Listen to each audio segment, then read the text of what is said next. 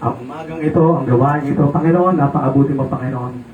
Maghari ka po, Panginoon, gumawa ko po ng himala, kababalagan, signs and wonders sa buhay namin, sa pag-aaralan namin ngayon, Panginoon, ma-encourage kami, mapalakas mo pa kami, Panginoon, mapagtagumpayan namin ang lahat ng bagay sa mundo ito, Panginoon. Patuloy mo kayo pagpalain, samahan, ingatan, itis, Heavenly Father. Thank you, Heavenly Father, sa ipong papulit mo salamat sa pangalan ni Jesus, po yung amin sa kapilangan. Sige po tayo po. So, sa pagpapasalamat pa lang, busog na busog tayo, no? Ang sabi sa Thessalonian, lagi tayo magpasalamat at manalangin. Talagang, ang pagpapasalamat ay isa sa mga requirements ng ating Panginoon. Matuto tayo magpasalamat kahit sa pinakamaliit na bagay, no? Kasi ang mga tao hindi nagpapasalamat ay para tayong wala tayong utang na loob. Eh, lahat ng bagay, utang na loob natin sa Panginoon. Andiyan pa, ano pa to? Higit na ganito. Paano lumaki to? Ayan o. F5. Ginanong ko na, wala pa rin eh. F5. Yan na po. Diyan sa inyo. Hindi mo leliting mo wala pa. Diyan sa inyo eh, sa akin. Okay pa ba yan? Okay ah. Magkaiba.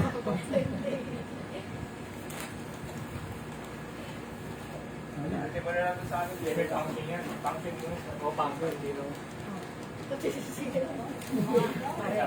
Sige, dito tayo nasa topic natin ngayong month of June. month of June. Malapit na umuwali si Geneva. Ano pa pala niya?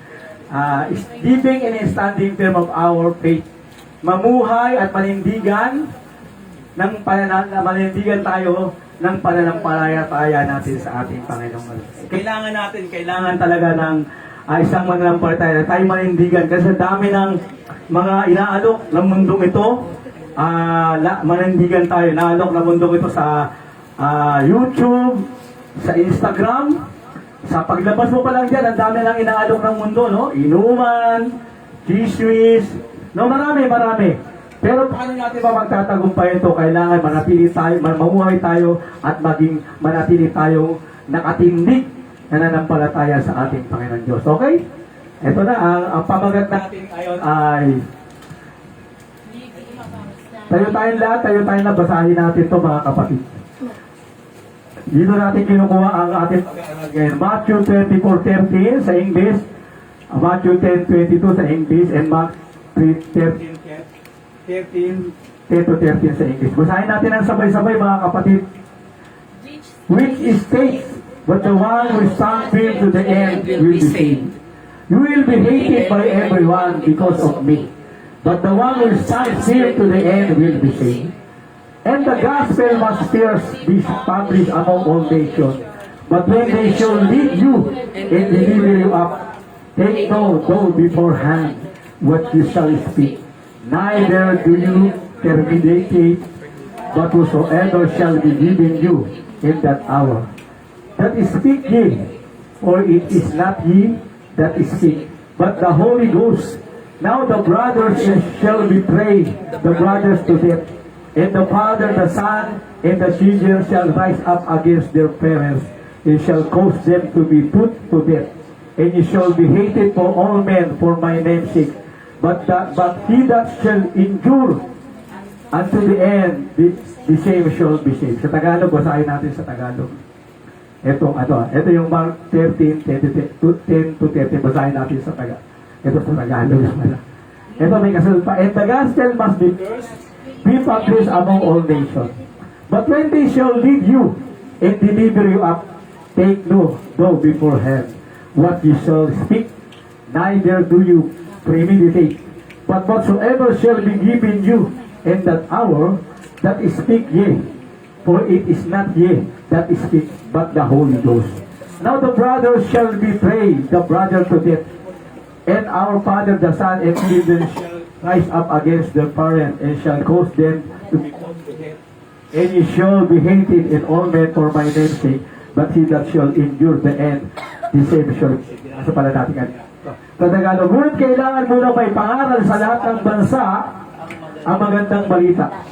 Kapag kayo hinakit nila ang dilitis, huwag kayong mabahala. Kung ano ang sasabihin ninyo, sa oras na yun, sasabihin ninyo ang mga salitang ibibigay sa inyo. Sapagkat hindi kayo magsasalita, kundi ang Espiritu Santo. Ipagkakanulo ng kapatid ang kanyang sariling kapatid. upang ipapatay gayon din ang gagawin ng Ama sa kanyang anak. At lalabanan naman ng mga anak ang kanilang mga magulang. At ipapatay ang mga ito. Kapuputang kayo lang lahat dahil sa pagsunod sa akin. Ngunit manatiling matatag hanggang sa wakas ang siyang maliligtas. Ang audience nito mga kapatid, ang kausap niyo rito, share verse pwede tayo po. Sa theology, pag mayroon kang binabasang salita, tinitignan mo kung sino yung audience niya. Katulad yung sinabi ng Panginoong Yesus na ang matanim sa matabang lupa ay mag-aani ng sayana. Ang matanim sa hindi matabang lupa, ang kausap niya ron mga kapatid, publiko. Pero ito ang kausap niya rito sa scriptures na to, ang kausap niya sino? Mga lingkod ng Diyos. Ito, mga lingkod ng kausap niya rito, mga believers na, mga tinuturuan niya, ang kausap niya rito. No? Okay? Angelo?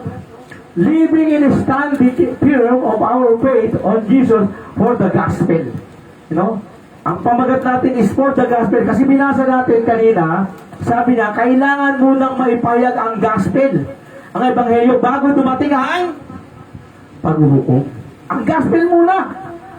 Kaya, everything is for the gospel and the world needs the gospel before it.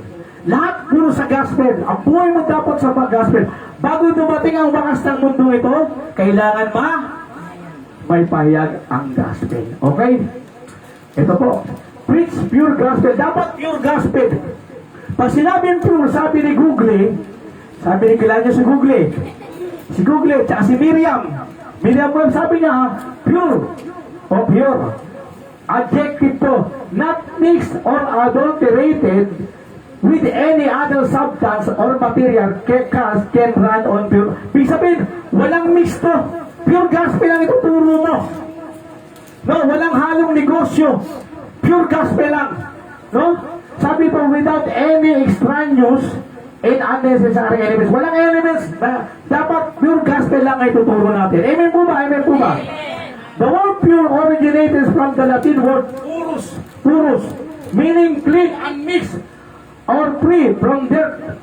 This Latin term is the source of the old phrase pure, which then entered Middle English as pure. Ultimately, the Latin purus is believed to derive from the Proto-Indo-European root, which are also meant to cleanse or purity. Ito yung kinuha ko yung etymology. Sabi nyo, etymology. Pag sinabi etymology, kukunin mo yung salita, yung root doon. Pag-aaralan mo kung ano talagang pinagmula nun. Yung pure, ito pala, nagmula. Talagang pure, clean talaga siya. Puro. Katulad ng ginawa ng ating Panginoong Yesus. Purong gospel. Ang gospel si Jesus. Kung nalabing dalawang apostol, gospel talaga na.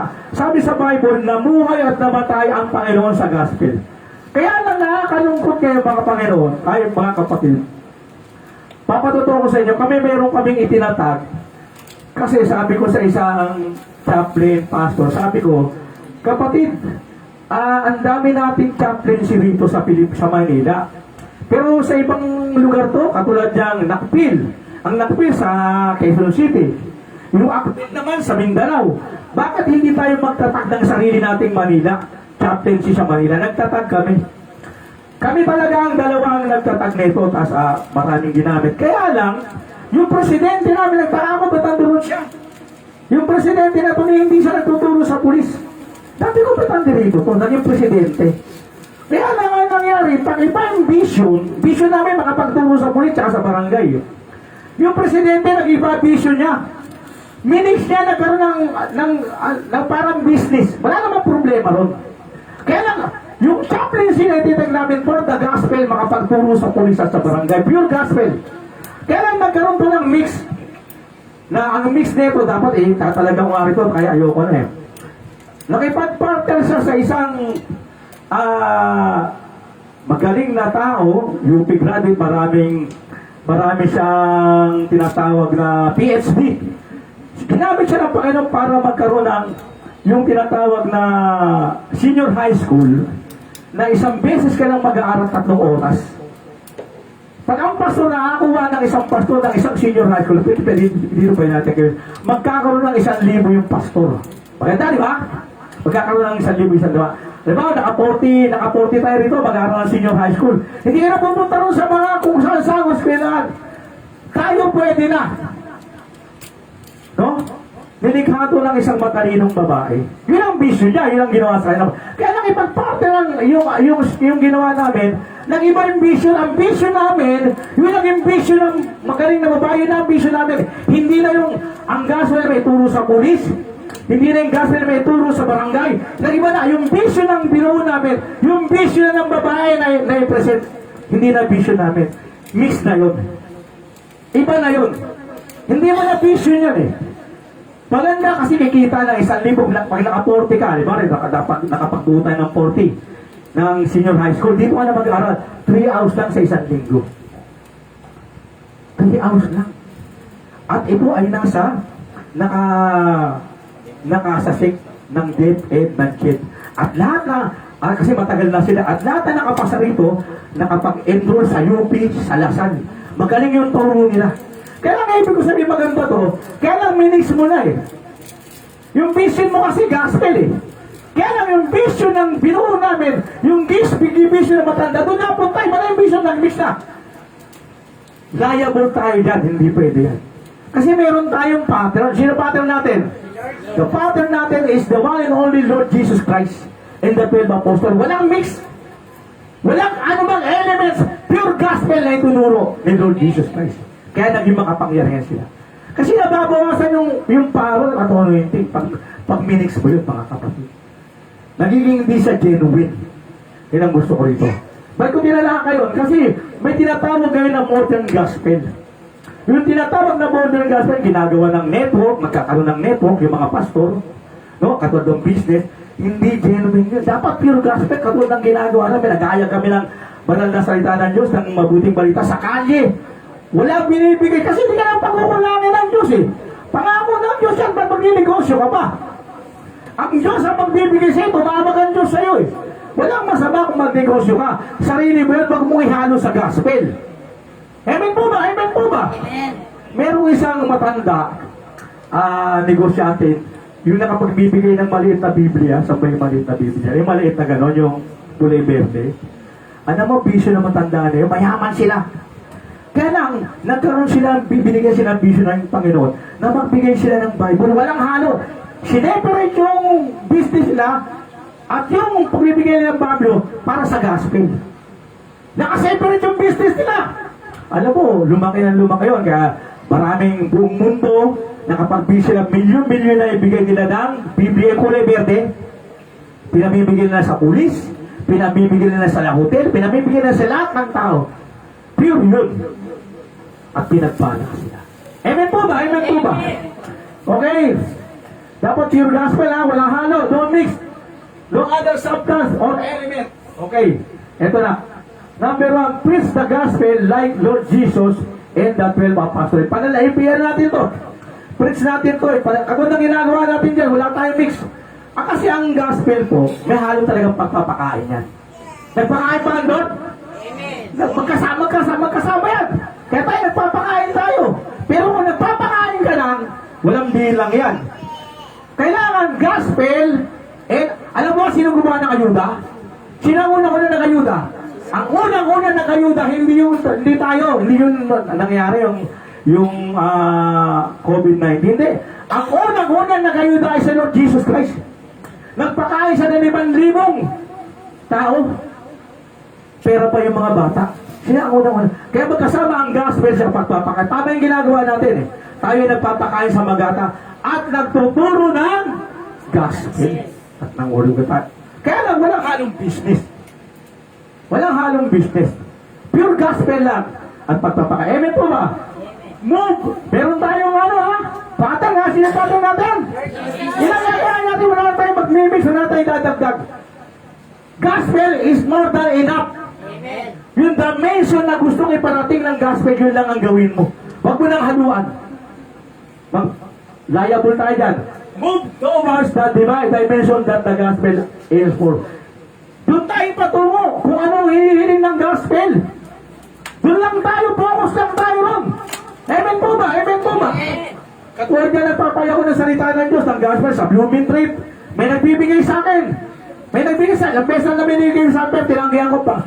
Sorry. Kasi nagpapaya ba, habang nagpapaya ko ng gospel at makaprembala ng salita ng Diyos sa iba't ibang dako, lalo sa Blooming Trip, may nagabot sa akin pera. Sabi ko po, hindi ko po kailangan yan. Bagamat kailangan ng physical ko, pero hindi ko po tatanggapin yan. Ako'y nagpapahayag na makapakrayang banal na salita ng Diyos ng mabutang banal na mabuting ebanghelyo ni Kristo na walang bayad. Kasi hindi mahirap ang Diyos ko. Siya ang magpaprovide sa akin. Hindi ko tinanggap. Maraming beses na. Hindi ko tinanggap. Kaya lang, yung pagbigay nila sa akin, ano naman yun? Yung iba tinanggap ko yun. Yung pagbigay nila, hindi para ako binabayaran, hindi ko sila, hindi. Binibigay nila kasi na natuwa, nagalak, nalugod sila sa akin. Amen. Kaya yung iba, ay tinatanggap ko minsan. Kasi, hindi po rin sila peace, pero yung iba, karamihan hindi ko tinatanggap. No? Ewan ko kung bakit. Basta kung ano yung leading ng Holy Spirit. Bring the people. Bakit? Bakit kailangan natin gospel? Bakit kailangan natin i-preach ang gospel? Bakit sabi niya, bago dumating ang paghukom, kailangan maipahayag. Una lagi ang gospel. Bakit? Una, bring the people to God. Para ipadala mo ang tao sa Diyos. Kasi pag dumating ang paghukom, hindi mo naidala ang tao sa Diyos, liable ka yan. You are accountable ka yan. Kaya ako bilang pastor dito, lingkod na Diyos, ipinapahayag ko. Lakas ko nung araw nga, lakas dating mag-aama kay Palawis, sumisigaw tayo. Ngayon pa kaya? Una, bakit? Bring gospel. Una, para ba idala natin ang mga tao sa Diyos. Hindi lahat ng tao na nabubuhay dito ay nasa Diyos, hindi na.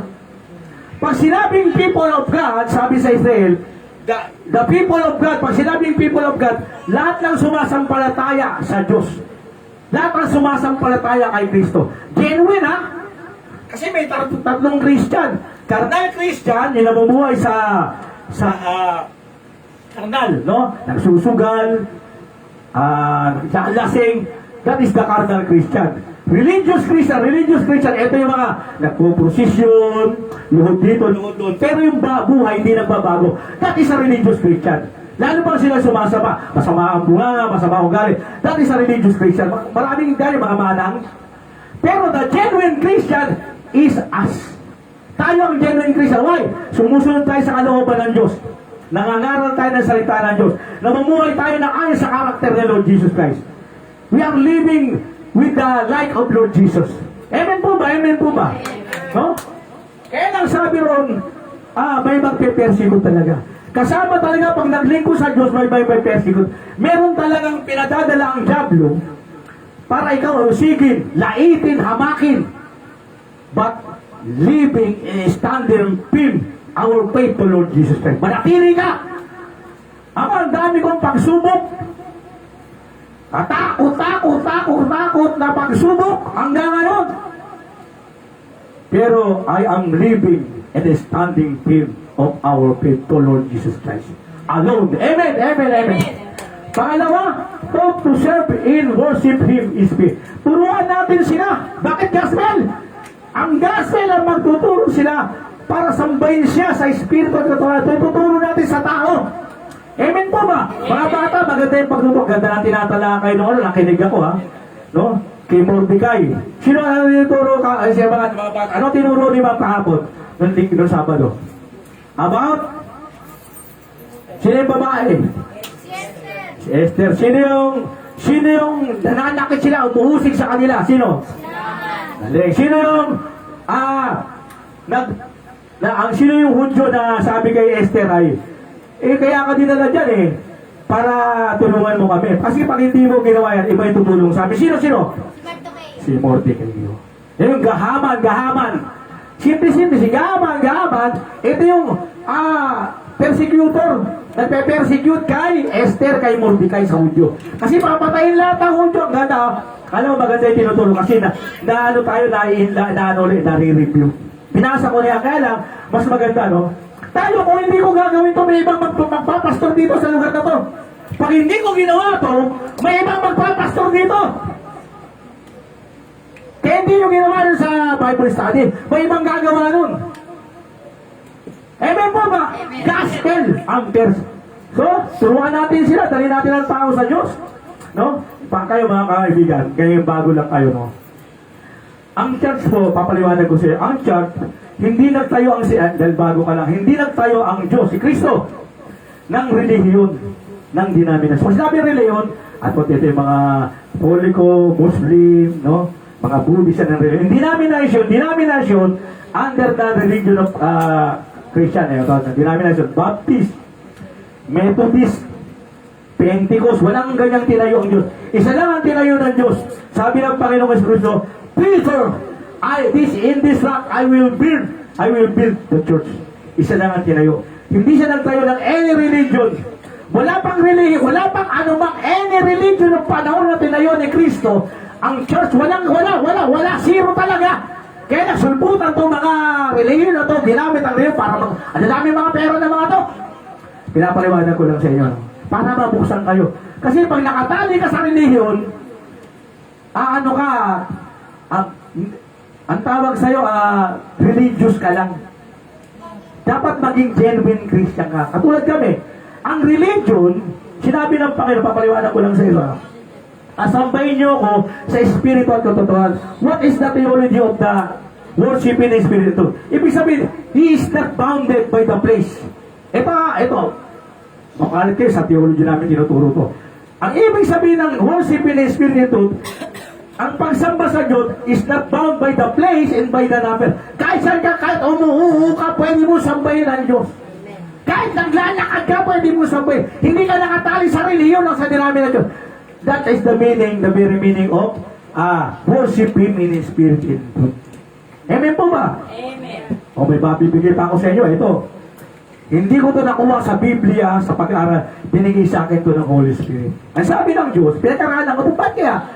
Ang Diyos, no, ay nabubuhay siya sa isang araw at sa 1,000 taon. At ang Diyos ay nabubuhay siya sa 1,000 taon at isang araw. Sabi ko, ano kaya ibig sabihin nito? Pinag-aralan ko ito, no? Yung pala, ang Diyos, kahit saan siya, ibig sabihin nun, di ba nakalagay sa Revelation, kahit saan siya, pwede mo siyang sambahin. Hindi siya bounded ng year. The God, the Father, the Son, the Holy Spirit is not bounded the year, the time. Hindi siya bounded ng time.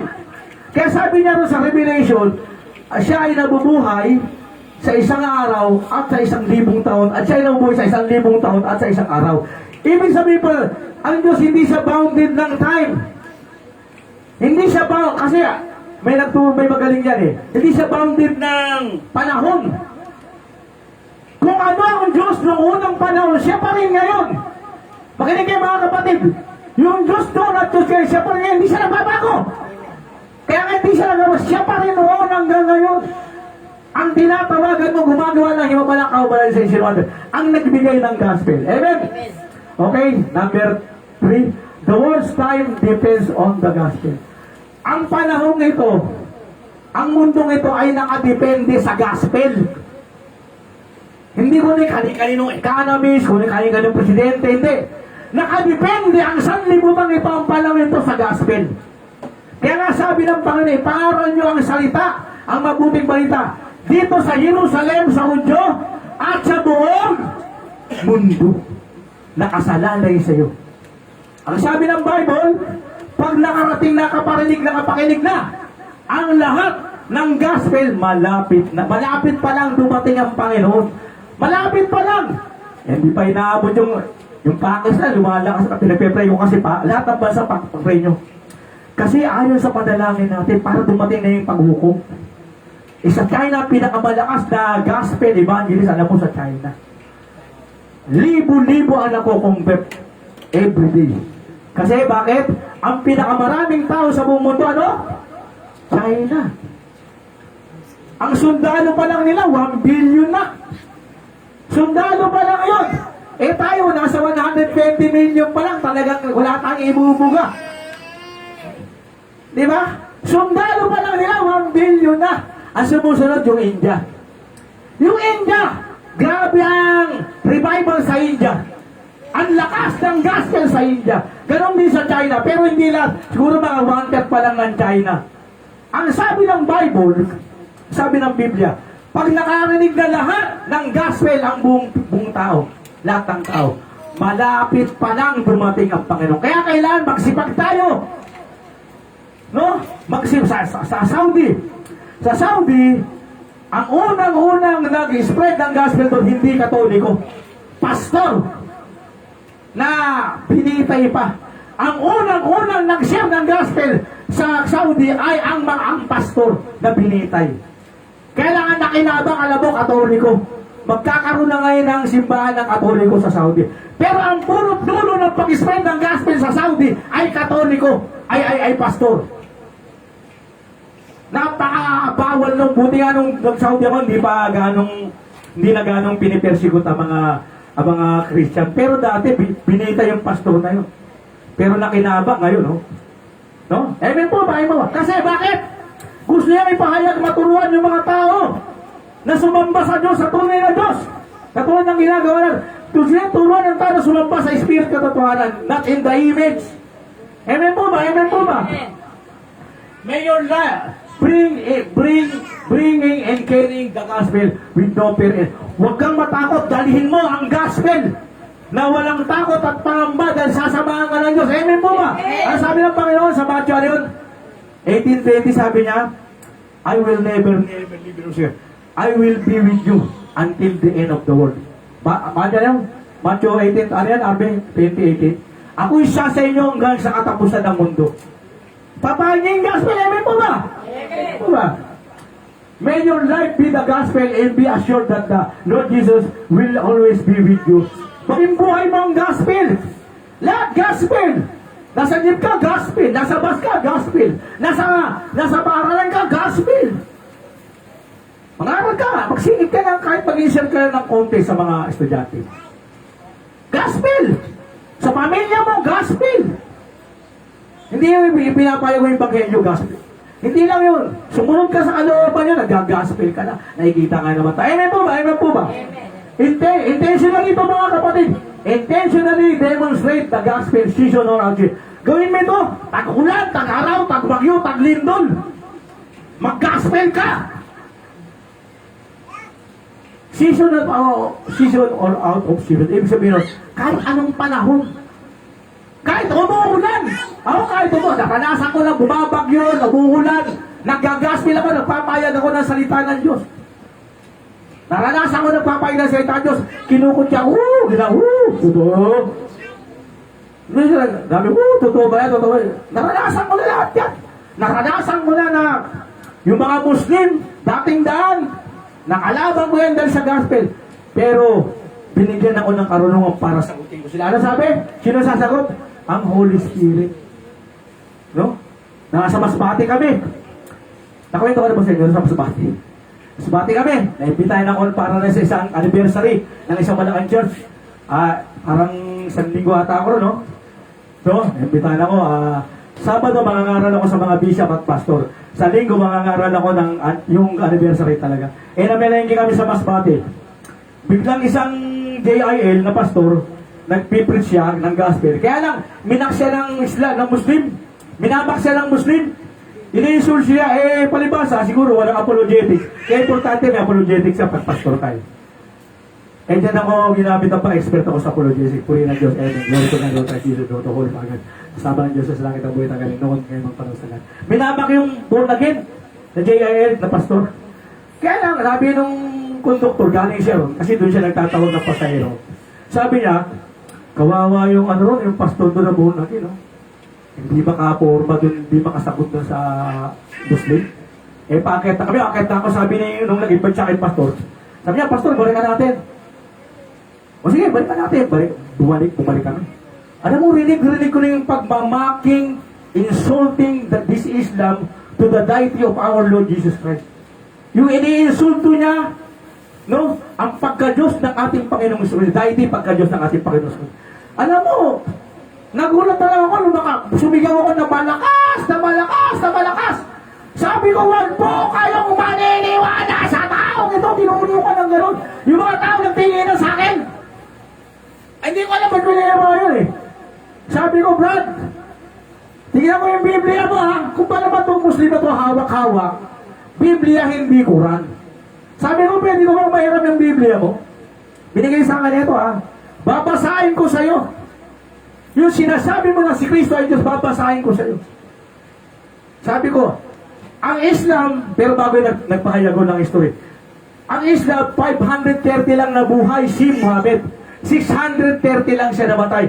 Almost 600 ang pagitan ni Lord Jesus Christ at ang mga apostol. Kaya na ako maniniwala.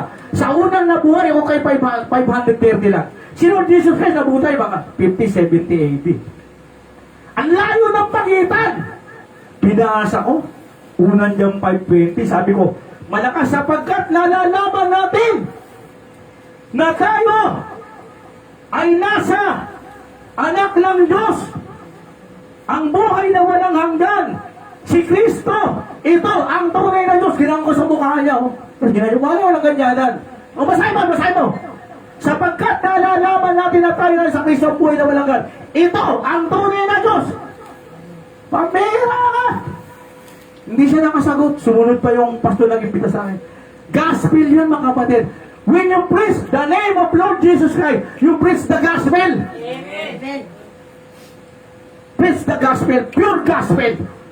Huwag mong haluan. No? Dalihin mo po nang walang takot at pangamba. May your life be the gospel and be assured that the Lord Jesus Christ will be always. Dapat ang buhay mo gospel. Intentionally, hindi yung, hindi, kasi may iba, evangelist tayo. Hindi, magpe-pray muna ako. Hindi, given na yan. Nasaway nga ako ng isang apostol dyan eh. Sabi niya, tawag sa'yo ng apostol, evangelist tayo. Hindi, tingnan natin kalooban ng Diyos. Sinagot ko, hindi, araw-araw may mo segundo kalooban ng Diyos na ipahayag mong gospel. Nasaway ako eh. Ibig sabihin lahat, buhay mong gospel. Hindi yan napapayag ka na ng gospel. Hindi lang yun. Hinamamuhay ka ng ayon sa kalooban ng Diyos, nagka-gospel ka, nakakita ka ng tao. Ano sabi rin ba ng mga kabarangay namin? Alam mo, naging bonangin ako dahil sa mga kariyaga eh. Ang ganda pakinggan. Ang dami naging bonangin dito sa mga anak ko. Sabi yan, sa ganda ba? Alam mo, naging Christian ako dahil sa mga kariyaga brothers eh. Kasi yung buhay nila, binabasa ng mga tao, hindi babasa yung pinamangarap. No? Amen mo ba? Amen. Oh, next. Taas na pala. Tapos na pala. Amen! Salamat po, Panginoon. At ang buhay namin ay nasa iyo gospel. Everything is gospel, Panginoon. Pagpalain mo kami lahat. Pangaral namin, bago dumating ang paghukom makatapos ang mundo. May tulo namin sa mga tawang gospel na nagdadala ng pagsamba sa tunay na Diyos, nagdadala ng sumamba sa iyo, ng paglingkod sa iyo. Amin dakilang Diyos, amang nasa langit. Diyos, Panginoong Jesucristo. Banal na Espiritu Santo, aming Diyos. Amen, amen. Pagpalain mo, Panginoon, ng mga taong ito ng kapat ko nasa harap ko ngayon, patay na butang iyong mga tinig na yung mga parehamba na mga parehamba na mabuting balita na ipinangaral namin dito. In Jesus' name, amen! Amen, amen.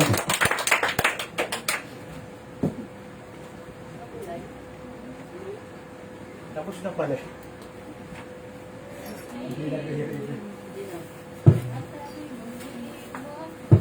Meron ko ba?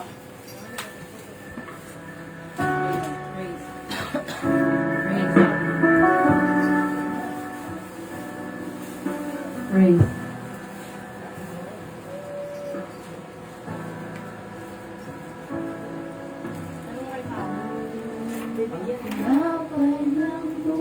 Hindi, tatanggapin mo na siya. Tatanggapin mo, Anjin. Anjin, para makatatanggapin. Kasi pala para makaano ka. Yung evangelist dito, ito evangelist at ka. Buti di ba naiwala mo ba na Kailangan namin gawin na yun sa tayo. Lahat ng masalanan natin kung bata tayo, lahat ng ngayon, kapatawaran tayo, aminin natin, tayo makasasabi nga sa Roma 3:23, na lahat ay ng tao ay nagkasala at hindi nakabot sa kaluwalhatian ng Diyos. Sabi sa Roma 6:23, kabayaran ng kasalanan ay kamatayan. Pero ang kalakip na regalo ng Diyos ay buhay na walang hanggan. Sabi niya sa John 3:16, kayo na lamang ang pag-ibig ng Diyos sa sanlibutan. Na ibinigay niya ang kanyang bukong na anak na si Jesucristo. Para kung sino man sumampalataya sa kanya, ay magkaroon ng buhay na walang hanggan.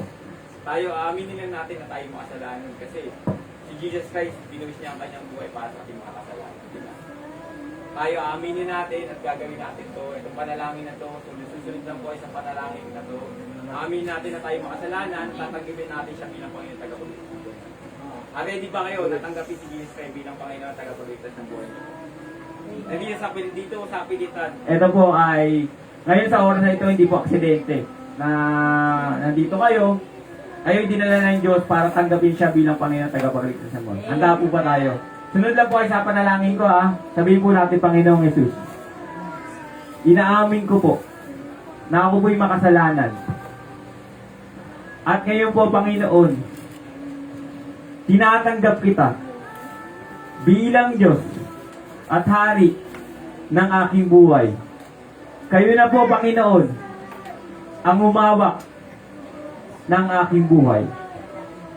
Sa pangalan ni Jesus. Ako na po ang manalangin. O dakilang Diyos, makapangyarihan sa lahat. Maraming pong salamat sa umagang ito na tinanggap niyo ito pong mga taong ito, Lord, na inaamin ang kanilang kasalanan, tinanggap kabilang Panginoon, tagapagligtas ng kanilang buhay, Lord. Ikaw na po, Panginoon, ang umawak ng kanilang buhay. Ikaw na po, Panginoon, ang mag-control ng kanilang buhay, Lord God. Sa oras na ito, Panginoon, baguhin niyo po ang kanilang pamumuhay, Lord God. Ikaw po ang maitaas sa buhay nila, Lord God. Ikaw po, Panginoon, na makita sa pamumuhay nila. Salamat po sa mga taong ito, Panginoon, ay tinanggap ka bilang Panginoon at tagapagligtas ng kanilang buhay. Thank you, Lord. Pagkataon to sa pangalan ni Jesus. Amen. Amen. Amen. Praise the Lord. Ngayon po ay dadako po tayo sa banal na hapunan o banal na o pag-alala sa ginawa ng ating Panginoong Yesus 2,000 taon na nakakaraan kung saan siya namatay sa krus ng Kalbaryo. Ito po ginagawa natin para sa mga ating bisita. Ito po yung pag-alala sa kabutihan ng ating Diyos. Kung naaalala niyo po, meron tayong Diyos na nagkatawang tao na si ang ating Panginoong Yesus. Binayubay, pinahirapan at namatay sa krus ng Kalbaryo. Sa ikatlong araw ay muling nabuhay. Ginawa niya po ito dahil po sa pag-ibig niya sa sangkatawan upang tayo'y makatamo ng kapatawaran at kaligtasan ng ating mga kaluluwa. Ngayon po sa pagkain natin ng tinapay na simbolo ng kanyang katawan at pag-inom ng ubas na simbolo ng kanyang dugo ay maging kagalingan at kalakasan sa buong nating katawan. Katayin mo natin ito.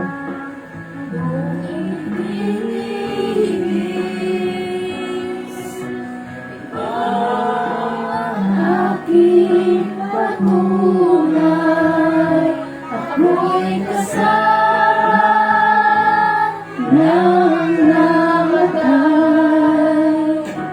Ito ang aking ipahayag na magbabalik si Jesus na buhay. Aming Diyos, salamat po sa umaga ito na puno ng pag-ibig at kabutihan mo. Muli kami po yung humihingi ng tawad sa aming mga pagkakasala. Patawarin niyo po kami sa aming mga kasalanan. Ngayon pong umaga, ayahan niyo po na sa pagkain namin na tinapay na simbolo ng iyong katawan at pag-inom ng ubas na simbolo ng iyong dugo ay tunay na ma-remind kami na mayroong Diyos na nagkatawang tao na namatay sa krus sa ikatlong araw ay muling nabuhay dahil sa pag-ibig niyo sa sangkatauhan. Naway magkaroon kami ng kagalingan sa lahat ng aming sakit at magkaroon ng kalakasan ang buong naming pangatawan. Salamat po aking Diyos sa pag-ibig at kabutihan mo, Panginoong Diyos. Sa ilang po ang pupupuri, pagsamba, pagdakila sa taming pangalan ni Jesus na aming Panginoon at tagapagligtas. Amen. Ngayon po itaas po natin ang tinapay at sinabi po dito, sapagkat ito ang turo na tinanggap ko mula sa Panginoon.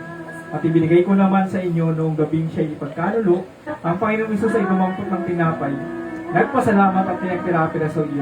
Sinabi, ito ang aking katawan na inihahandog para sa inyo. Gawin niyo ito bilang pag-alala sa ating Panginoong Jesus. Mahal na po natin kainin.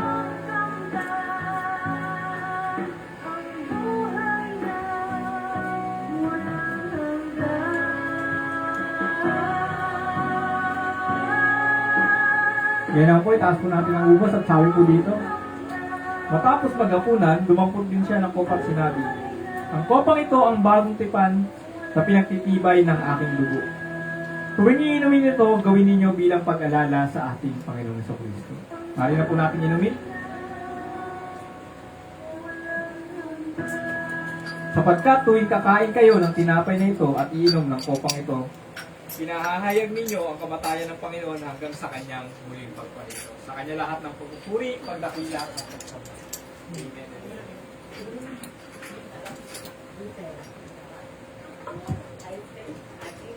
Ngayon po ay dadako tayo sa pagbibigay.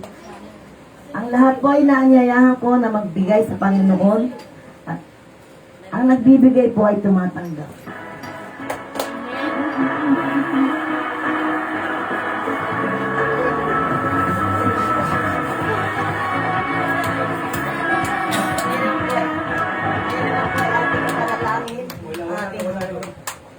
Dapat pabalik tayo natin. Lord, maraming salamat po sa mga biyayang ito na ibinabalik namin sa iyong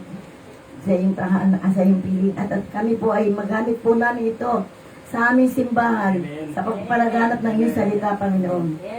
Maraming salamat Yes, po. Binabalik po namin ang lahat ng papurit para nga sa pangalan ng iyong anak na si Jesus. Amen. Amen.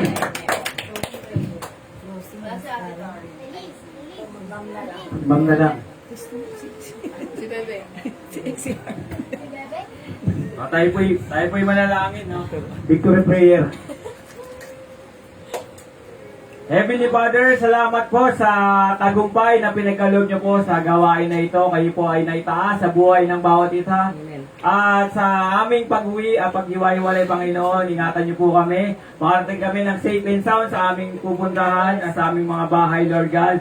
At kung may mga pagkain na nakain, Panginoon, magbigay kalakasan sa aming mga physical na katawan. At patuloy niyo pong pagpalain ang nag-provide nito, Lord God. Amen. At sa oras nito, sa susunod na linggo, Lord God, sa mga araw-araw na dadaan bago mag-Sunday, Lord God, pagpalain niyo po provision, protection, promotion sa lahat po ng aming ginagawa sa pang-araw-araw, Lord God, sa lahat ng nagmomotor, sa lahat po ng mga bumabiyahe, ingatan niyo po, kayo po, Panginoon, ang maging guide nila, Panginoon, sa pagpasok at pag-uwi. Kayo po, Panginoon, magbigay ng kaligtasan sa bawat isa. At pagpalain niyo po lahat ng aming mga source of income, Lord. Thank you, Lord. Pinagkataon to sa pangalan ni Jesus, ang lahat ng nagsabi ng Amen.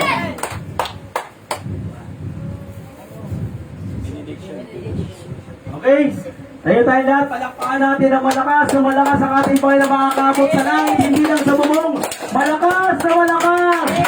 Panginoon, dalangin ko po. Sa loob ng isang linggong ito, patuloy mo kaming ingatan pagpalain luma. Lahat ng mga nagmumotor o anumang sasakyan nila sa kanilang pagpasok pag-uwi, ito ingatan mo, hawiin mo ang kanilang daanan, Panginoon. Bigyan mo sila ng katagumpay pagpapalag. Sa loob ng isang linggong ito, makarating sila sa kanilang mga pinapasungan ng ligtas at patayapa sa piling mo dakilang Diyos namin. At makauwi sila ng ligtas at payapa sa kanilang tahanan, sa kanilang mga mahal sa buhay. The Lord bless thee and keep thee. The Lord makes his patience upon thee and be gracious unto thee. The Lord lift us his countenance upon thee and give thee peace. Amen! Amen! Amen. Let us all shout, all glory, All glory! all praise, All praise! all worship, All worship! all honor, All honor! all power, All power! and all And thanksgiving all thanksgiving! belongs to you alone. Belongs to the Lord! Jesus Christ! Our Lord Jesus Christ, our Lord Jesus Christ.